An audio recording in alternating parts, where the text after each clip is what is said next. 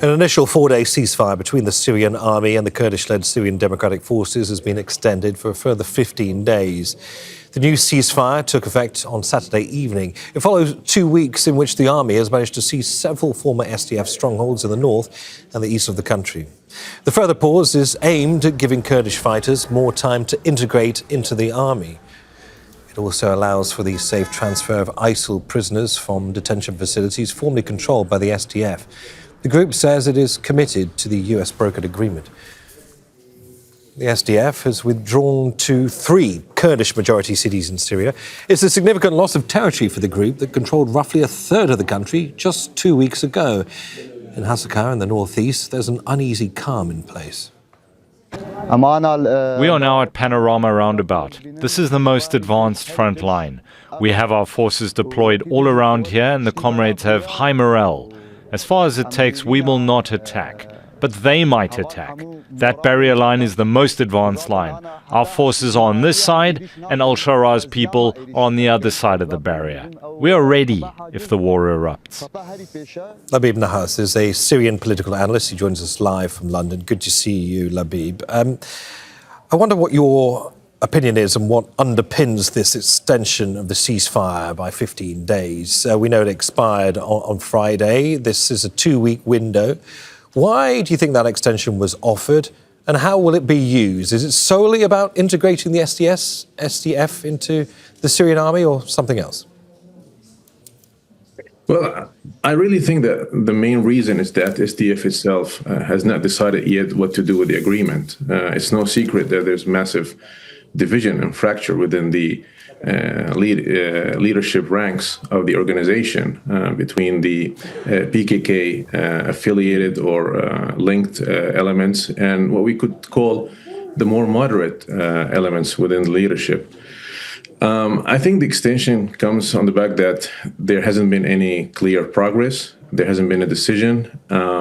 There hasn't been any real confidence-building measures between the Syrian authorities and SDF.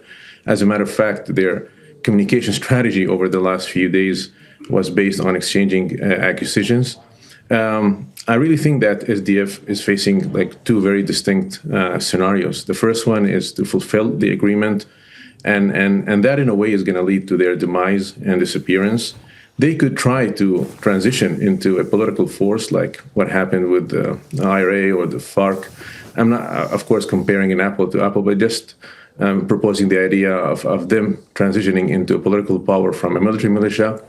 And that would be probably the least damaging kind of option. Okay. The other option, which we all fear, and their movements on the ground, both parties indicate that they might entrench themselves into the Kurdish majority areas and wage a war against the Syrian authorities. Well, exactly. Labib, on that specific point, that was going to be my next question, because the SDF, at least on the surface, claims that they are committed to the deal, yet we are seeing reports of some forces digging trenches and mining bridges between Hasakah and Qamishli, both Kurdish majority towns.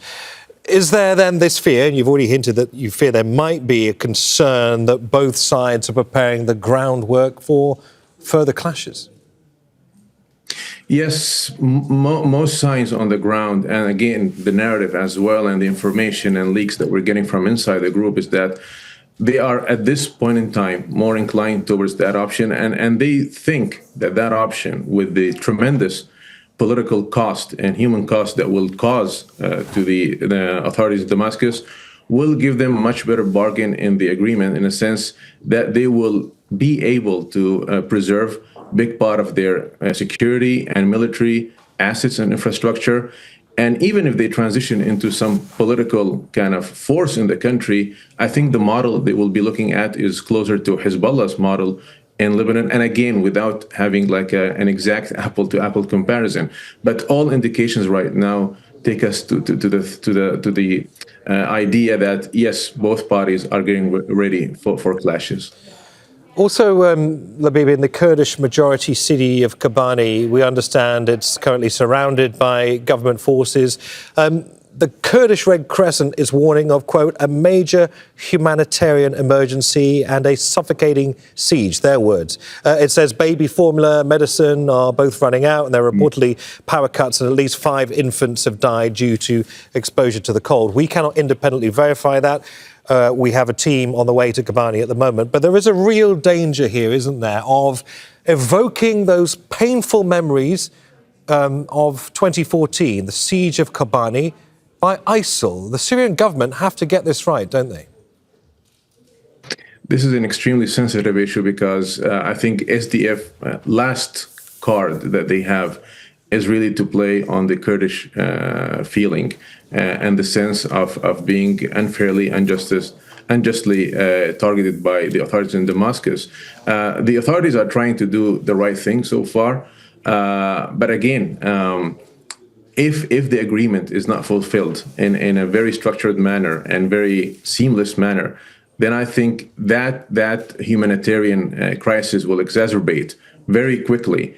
And ultimately, as it happened in the past, it will be the civilians who are going to pay the price for it. So I think both parties, not only Damascus, because at the same time, there's a feeling among Syrian Kurdish people that the performance of SDF has not been up to the standards or the expectations. So I think this is like a challenge for both parties to win the hearts and minds of the Syrian Kurdish people.